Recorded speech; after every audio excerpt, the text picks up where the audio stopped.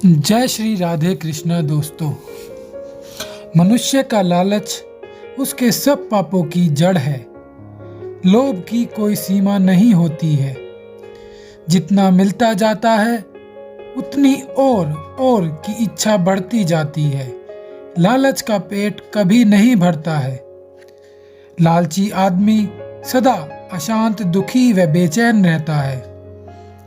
लालच इंसान को अंधा बना देता है। ऐसा आदमी अपने और पराये का भेद तक भूल जाता है। मनुष्य लालच के कारण छल, कपट, झूठ, फरेब, अधर्म, अन्याय, पाप आदि करता है। अपने स्वार्थ की पूर्ति के लिए दूसरों को हानि पहुंचाने तथा गलत कर्म करने से भी नहीं डरता है। लोभी व्यक्ति की तृष्णा कभी शांत नहीं होती है। उसकी विचार शक्ति एवं विवेक धीरे धीरे स्वार्थ वृत्ति में बदल जाते हैं। उसे चाहे तीनों लोकों की धन दौलत मिल जाए, फिर भी उसकी भूख नहीं मिटती है। लालची इंसान को जितना प्राप्त हो जाता है उतना ही उसका लालच बढ़ता चला जाता है। गीता की सोच है कि मनुष्य को उतना लालच व संग्रह करना चाहिए जिससे जीवन यात्रा की जरूरतें व जिम्मेदारियां सीधे साधे ढंग से पूरी हो जाएं और किसी के आगे हाथ न फैलाना पड़े। पाप, अधर्म, गलत तौर तरीकों से कमाया धन मनुष्य को पतन की ओर ले जाता है, बीमारियां लगाता है और भोग वासनाओं को बढ़ाता है। धर्म पूर्वक कमाया हुआ ही धन शांति, संतोष एवं बरकत देता है। धन की 3 गतियां होती हैं: दान, भोग और नाश। धन की उत्तम गति है दूसरों का उपकार, सेवा व सहयोग में धन को लगा देना। इससे मनुष्य में देवत्व आता है। ऐसा व्यक्ति प्रभु को प्यारा बन जाता है। दान में दिए हुए धन से संतोष, सुख, शांति, तृप्ति व प्रसन्नता मिलती है। धन की दूसरी स्थिति है भोग। दुनियावी भोग पदार्थों की कोई सीमा नहीं है, परंतु मनुष्य जीवन में जितना भोग करता है, कितनी जरूरत है, चीजों का कोई अंत नहीं है। व्यक्ति विदा हो जाता है, भोगों का कोई अंत नहीं होता है। भोग की चीजों का लालच बढ़ता ही जाता है। आज के विज्ञान जगत और बाजार के इतने खाने पीने, देखने, सूंघने, पहनने आदि की चीजें बना दी हैं कि आम आदमी इन्हीं चीजों के भोग व संग्रह के लोभ से परेशान है। इन्हीं चीजों में अमूल्य जीवन समाप्त हो जाता है। गीता ज्ञान की आंखें खोलती है कि यदि सुखी, प्रसन्न, शांत व संतुष्ट रहना है तो चीज़ों को मत देखो, अपनी जरूरी आवश्यकताओं को देखो।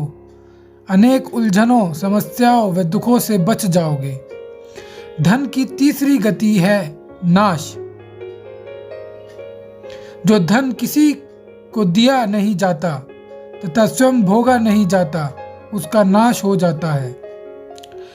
लालची व्यक्ति का आत्म पतन हो जाता है। ऐसा व्यक्ति परमात्मा की भक्ति का पात्र नहीं होता है। लोभ व लालच मनुष्य की बुद्धि को खराब कर देता है। इससे उसके हृदय में सत्य, ज्ञान, विवेक, धर्म, नैतिकता आदि के गुण क्षीण हो जाते हैं। लोभ की कामना के कारण वह स्वयं भी परेशान, असंतुष्ट, अशांत व दुखी रहता है और दूसरों को भी परेशानियों में डाले रखता है। कंजूस आदमी सारा जीवन हाय हाय करता जीता है और रोता, पछताता तथा बीमारियों से प्राण त्याग देता है। न स्वयं सुख चैन से जी पाता है, न दूसरों को जीने देता है।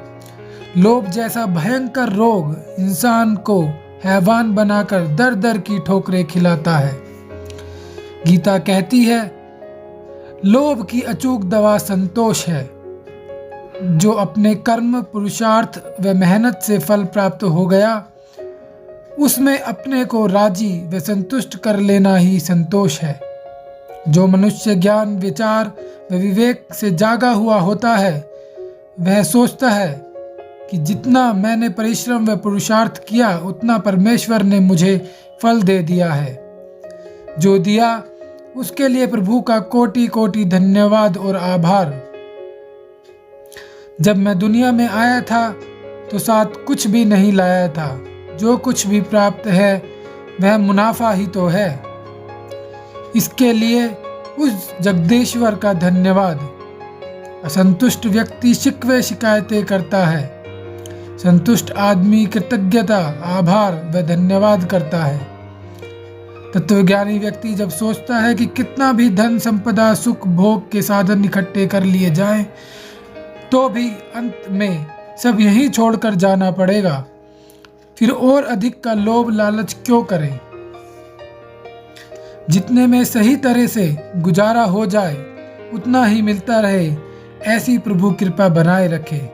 जो व्यक्ति अपनी कम से कम इच्छाओं और जरूरतों को रखता है, जिसने अपने मन को समझा लिया है, जो प्रभु भक्ति और विश्वासी है, जो सच्चाई एवं ईमानदारी से अपनी कमाई व खर्च करता है, जो दूसरों के धन पर लोभ लालच की दृष्टि नहीं रखता है, ऐसा ज्ञानी व्यक्ति संतुष्ट, प्रसन्न व शांत होकर लोभ लालच पर विजय प्राप्त कर लेता है। गीता जीवन विजय की राह बताती है, यही इसकी गरिमा है। मैं आशा करता हूँ कि आपको यह वीडियो अच्छी लगी होगी। इसे अधिक से अधिक लाइक एवं शेयर करें, चैनल को सब्सक्राइब करें एवं धर्म लाभ कमाएं। जय श्री राधे कृष्णा।